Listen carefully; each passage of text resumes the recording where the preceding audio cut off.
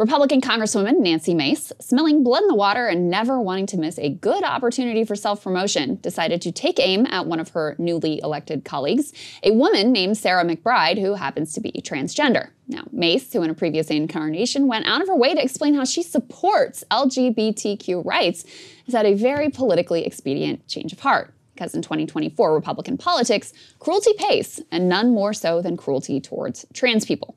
So Mace went on a self-righteous posting spree, performatively declaring herself to be the savior of women by policing the bathroom that one singular trans member of Congress might be allowed to use.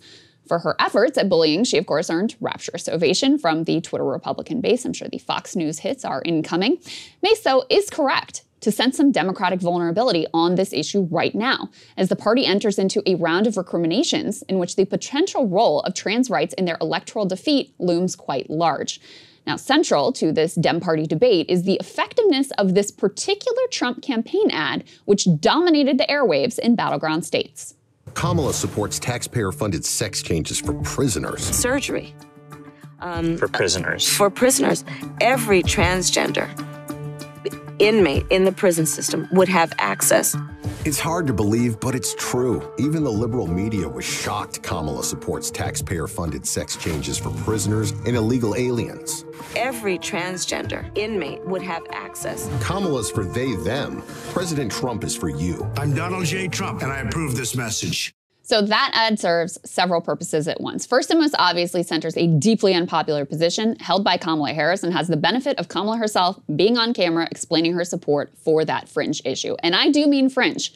According to Popular Info, only 2 trans inmates have ever received surgical care, and then after long legal battles to achieve that care, no undocumented transgender immigrants have ever been provided with surgical care. It also happens the law was on the books and enforced under the Trump administration as well. Second, though, the ad seeks to paint Kamala as more focused on these fringe issues than on the things that will improve the lives of the vast majority. That's what makes the tagline so deviously brilliant and memorable. She's for they, them, he's for you. So how effective was this ad? And to be honest with you, you can kind of paint the data any direction that you want to. For those who claim it was really damaging, there's the simple fact that both campaigns thought it was effective. The Trump campaign, of course, put tens of millions of dollars behind it. According to the New York Times, the Harris campaign and their affiliated super PACs, they had big debates internally about how and whether to respond. We'll get back to that in a moment. In addition, a poll after the election found that swing voters were most persuaded by the message that, quote, Kamala Harris is focused more on cultural issues like transgender issues rather than helping the middle class. On the other hand, in the states where the ad was in heavy rotation, Kamala narrowed her national gap, suggesting that Kamala's ad campaign focused on economics actually outperformed the Trump campaign, which heavily focused on trans issues, since her ads did help to close the gap in contrast to the overall national environment. Furthermore, a Gallup poll found that of 22 possible issues, voters ranked transgender issues at the very bottom of all 22 issues in terms of importance. Now, in all of the voter interviews I've seen, for what it's worth, I actually haven't heard the issue of transgender rights mentioned a single time in either direction. In addition, at the same time that New York State moved more than 11 points towards Donald Trump, the single largest shift in the entire country, voters at the same time overwhelmingly passed a constitutional amendment which would guarantee transgender equality. Now, critics aggressively ran against that measure. They claimed it would enshrine in the state's constitution a right for trans girls to play sports in girls' leagues and to receive transgender surgeries without parental consent. Voters didn't care, though, and they passed that initiative in a vote of 62 to 38. So I am a little skeptical of the notion the issue was the deciding factor, but regardless, Democrats have got to figure out how they're going to respond. And right now, they're kind of in a freak-out mode. The Times quotes former Democratic governor of Pennsylvania, Ed Rendell, saying that Kamala's failure to respond to the Trump attack ads was, quote, political malpractice. But apparently, it wasn't that the Harris camp didn't want to respond, it's that none of the responses they tested to it actually really worked. Quote, largely the campaign decided the best response was changing the subject. Meg Schwenzfeiser, the chief analytics officer for the Harris campaign, said the vice president's team determined its economic message was the most effective answer. Quote, in all of our quantitative and qualitative research on this ad, our best testing responses pivoted to the economy, she said. These responses not only neutralized the attack, but actually moved people towards us because they showed voters that the vice president did care about you. You know, to be honest, I think the campaign was probably right, that the best thing they could do in the moment was just try to change the subject, because you can't respond to these attacks with a clever messaging strategy or targeted ad. You have to respond with a completely different narrative and different worldview. You see, the reason these attacks on transgender people have any resonance whatsoever is because they do fit into Trump's narrative, his story of the world. In that story, immigrants and cultural elites are destroying your communities, your way of life. Democrats are in league with those cultural elites who are ideologically driven by weird cultural fixations like transing your kids and letting homeless people shoot up in your driveway. If the Democrats don't offer a different narrative to compete with that worldview, then they will end up hopelessly caught in the trap that the Republicans laid, just as the Kamala Harris campaign was. So if you don't respond, then you let those ugly lies spread and you let them define you with no response.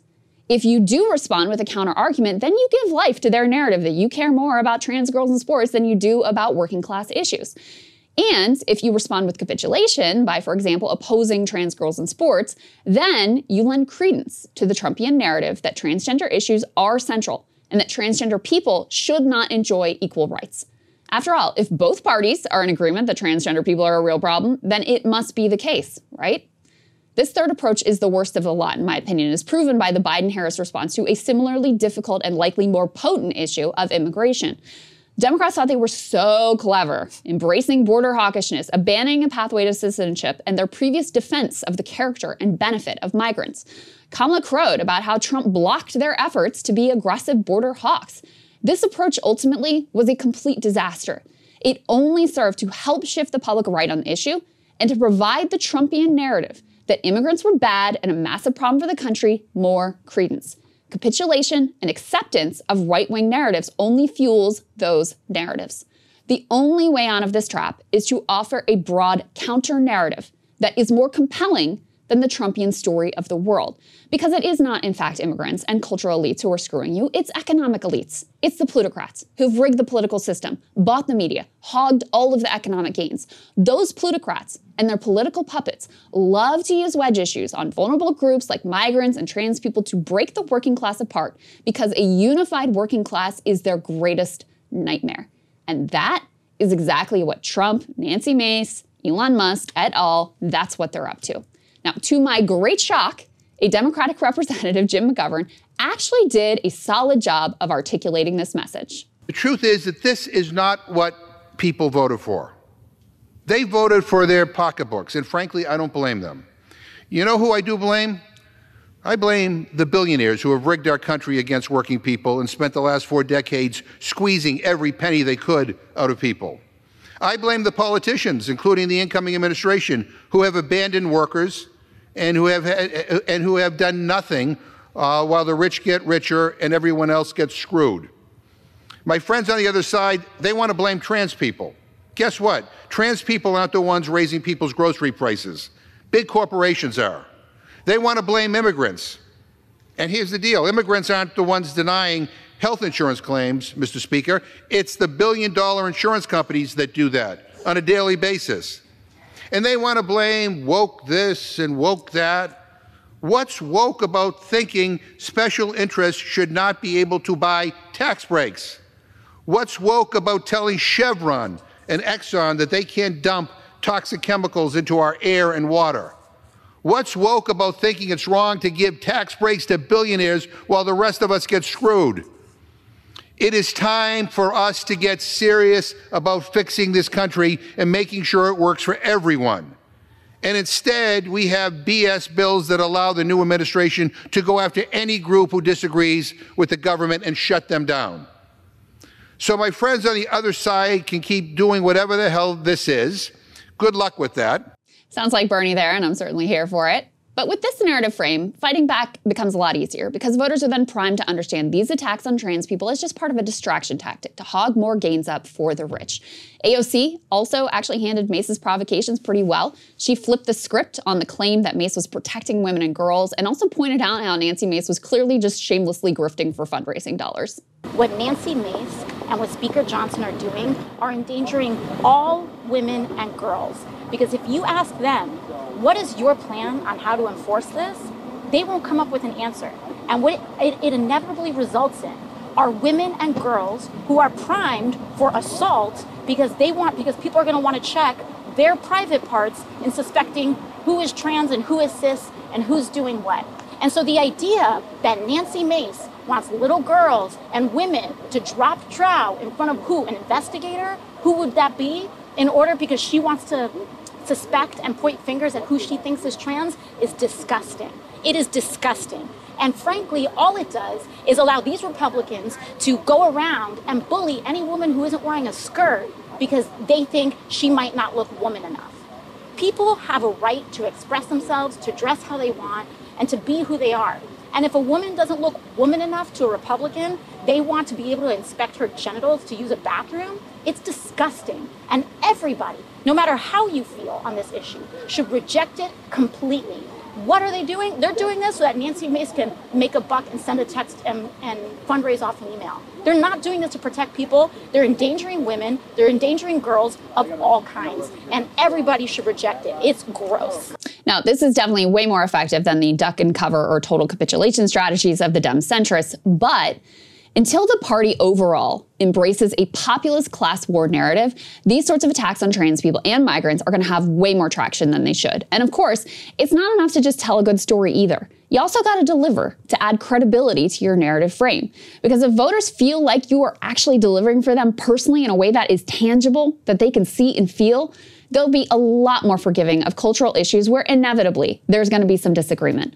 Bernie is the perfect example of this approach. He was further left than Kamala on virtually every issue, yet pretty impervious to the attack that he does not care about working class issues. He has endless credibility from his years of work, bolstered by a narrative frame in which the millionaires and billionaires use issues like trans kids in sports to divide people up and maintain their power.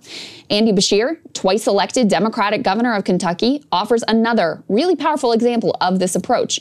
He defeated a Trumpian businessman back in 2019 by running a populist campaign centered around defending public education amidst a mass teacher strike, fighting for union jobs and affordable health care. In office, he has really delivered. He brought significant investments into the state from the auto industry in particular and high-paying union jobs, and he has communicated constantly with the public about what he was up to and why it was he was doing it. In a recent New York Times op-ed, Governor Beshear wrote about how he was able to get reelected even after making some decisions on cultural issues that pulled as extremely unpopular in his conservative state. Quote, "As governor, I have vetoed numerous anti-LGBTQ and anti-choice bills, yet I still beat Mr. Trump's hand-picked candidate last fall. That happened because even if some voters might have disagreed with the vetoes, they knew the next day I would be announcing new jobs, opening a new health clinic, or finishing a new road that would cut 20 minutes off their commute. They knew my focus and effort was on their daily needs and that our gains as a Commonwealth would help every single one of our families." He goes on to say of his decision to veto anti-trans bills, quote, "I believe all children are children of God, and whether people agree with my decision, they know why I'm making it. They know where I am coming from." Now, Republicans, they're feeling very confident right now, but they are also in grave danger of overreach. After all, here Nancy Mace is, after just getting reelected, focusing on what happens in a single bathroom in the U.S. Capitol rather than the issues that her constituents presumably sent her to Washington to fight for. She literally posted about this, now it's up to more than 200 times, about the single person's theoretical use of this bathroom. Wild stuff. It would not be hard at all for Democrats to point out the dirty game of distraction that Republicans are playing. In fact, Congresswoman-elect McBride herself is doing her version of that, putting out a statement saying, quote, "I'm not here to fight about bathrooms. I'm here to fight for Delawareans and to bring down costs facing families." When Democrats really prove that by ditching the big money donors and rebuilding the party as a working class party, it will be manifestly self-evident to all that the Nancy Maces of the world are nothing more than shameless, self-promoting enforcers of the status quo. And Emily, Nancy Mace seizing the moment here, she sees an opening. You had, after the election, you had a couple of Democratic congressmen immediately come out and be like, "I oppose trans girls in sports." There's been a lot of discussion about this particular ad. And I do think Democrats are kind of caught in a bind because they don't have a narrative worldview that would retrain people from, Trump's got his villains and, cultural elites and downstream from that transgender people are part of that narrative. You have to offer a compelling counter narrative and back that up with credibility that you actually are fighting for working class people. You're not just doing, lip service to it. I have an interesting theory about this, and we did a whole, you guys had me on KKF, we did a whole episode on this debate. Yes. It was like 18 months ago, something like that. But one thing I think Democrats have to reckon with is that Pew Research has found the highest opposition to the question of, this is the specific question that people have asked, that Pew asked. I want to make sure the wording is exactly right. Whether a person is a man or a woman, quote, can be different from sex assigned at birth, quote, is determined by sex assigned at birth. It actually goes up the lower your education level is. So that's roughly a proxy for income. So people who are in lower socioeconomic ranks tend to be less in agreement with the sort of AOC position on sex and gender. And that's something I think is really, really an obstacle, because it's not that this is the number one issue people are going to the polls and voting for. I think it's a question of trust. That if you are fundamentally telling them, Andy Beshear has been, like, he's handled this. He's such a good example. This is Andy Beshear a year ago. He said, my position on this has always been clear. I've never supported gender reassignment surgery for minors, and they don't happen in Kentucky. But he's also been willing to make the case that you just outlined, which is a path forward for Democrats, because it doesn't give in to this problem of trust, which is if you are telling people that what they are seeing, they are not seeing. That, if you're telling them that there's this very complicated academic theory about the gender binary and fluidity, and that these sports teams, it's really no different, you might be able to defend the position of having the sports question from the left. You might be able to do that. But what you can't tell people is that they're wrong to see differences between men and women. And if your position is predicated on that, I just think you lose trust with voters. It's hard to sell industrial policy when voters are being told that voters know that you think maybe they're bigoted because they're seeing what they're seeing. But here's the thing, Emily, is that Trump supports all kinds of unpopular shit. Nothing is more unpopular in America than abortion ban with no exceptions. And which is why he shifted. Who did he put on his ticket? J.D. Vance, who supported very clearly abortion ban with no restrictions. But had to walk it back. But Kamala didn't talk about any of this in her campaign. But the administration did. I mean, not really. She literally didn't say the word transgender here. There's a reason they had to pull clips from 2020. So why is Trump able to get away with holding incredibly unpopular positions in certain instances, and the Democrats aren't? Why is Bernie Sanders able to get away with holding this same position, if anything, being to the left of Kamala on social cultural issues, and she's not? And it's because people by and large, they don't really, the sports team thing is, they don't really care. Even Trump said, no one actually brings this up to me, right? Because it's such a fringe, it applies to so few kids, it doesn't impact your life, whatever. What they do care about is the sense that you're more focused on these niche things than you are about me. And that ties into the conversation we were having about the war too. You are more focused on these things. And so if you don't have, number one, the credibility where you've actually delivered for people, where they can see oh no, it's preposterous to say that Bernie Sanders or Andy Beshear is more obsessed with these issues than they are with delivering for me and my family. If you don't have that credibility, and if you also don't have the narrative frame of, guys, this issue is not core to you and your family. This is just a distraction. And, we're focusing on these issues that unite people that are going to deliver broadly for, working class people across the board. Then, you're going to end up in a very difficult position. And so, I think that's where Democrats find themselves, is they have lost all credibility, that they actually are willing to stand up to the donor class, that they actually have, a narrative view of the world that points fingers at a villain that is not transgender people and is not immigrants ultimately.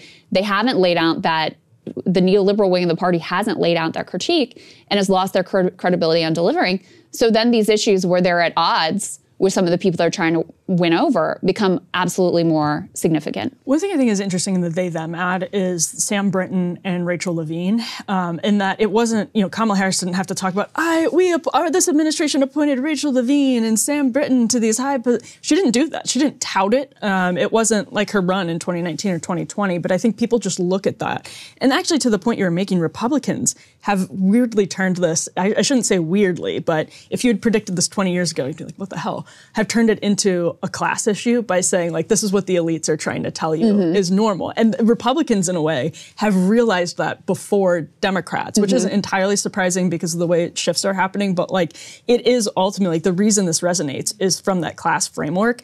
And that's, to your point, something that Democrats can use that framework, like to actually to rebut it. 100% agree with You know, that. even Joe Biden is a good example because that 2020 campaign was way more woke than, like, wokeness was at its peak around like the 2020 DNC. If you go back and look at that, you will think you're in like a fever dream of another world, right? Oh, yeah. And yet Joe Biden in that atmosphere is able to win. And I think part of why is, even though, like, you know, Joe Biden's track record is very corporate friendly, whatever, he had this image and this credibility of being middle-class Joe from Scranton. Yep. And people felt like they could trust that he was kind of, you know, looking out for the average Joe and Jane. Yep. And so even though there was all this like stuff, you know, swirling around, I always point out Elizabeth Warren with the Black Lives Matter blocks behind her, all this like the most ridiculous performative wokeness you could possibly imagine. And the Democratic primary just happened where Kamala and everybody else was saying things like what is on camera there. Yeah. That wasn't a problem for him. He was able to win on a pro-immigrant and pro-trans message. Because there was a sense of like, okay, but I trust this guy that his core priority isn't that stuff. It's actually delivering. And also, by the way, we're really sick of this guy, Donald Trump, who's just like a chaos machine over here, and let's do something different. So even though Joe Biden isn't my model of like what they should be doing in the future, right? You need a much more clear-cut, populist class war messages that names villain, purges the donor class. Like, these things have to happen if Democratic Party is going to build back credibility. I even think in Joe Biden, you can see a little bit of a model of how this was able to be successful in the past. And, you know, I've pointed out with Bernie a bunch of times, but I just think it's really worth reminding that Bernie is as left on these issues as you can get. Like, no one would question his credentials there. And who was he strongest with? Young men. Right? The famous bros that were all smeared as being sexist and racist, blah, blah, blah, for supporting Bernie Sanders. The bros, he was very popular with Latinos. He overperformed and famously, you know, wins Nevada. And that's like dismissed as who cares about that because it's not, you know, it's not the demographic group that we've decided is going to be most consequential in this election. Right. And in general, with working class people. This map has been shared around recently a lot on Twitter. I don't know if you've seen it. Back from the 2020 primary, the New York Times put together a map of which candidates in the Democratic primary were getting the most grassroots donations from different places in the country. And the whole map was Bernie Sanders. Yeah.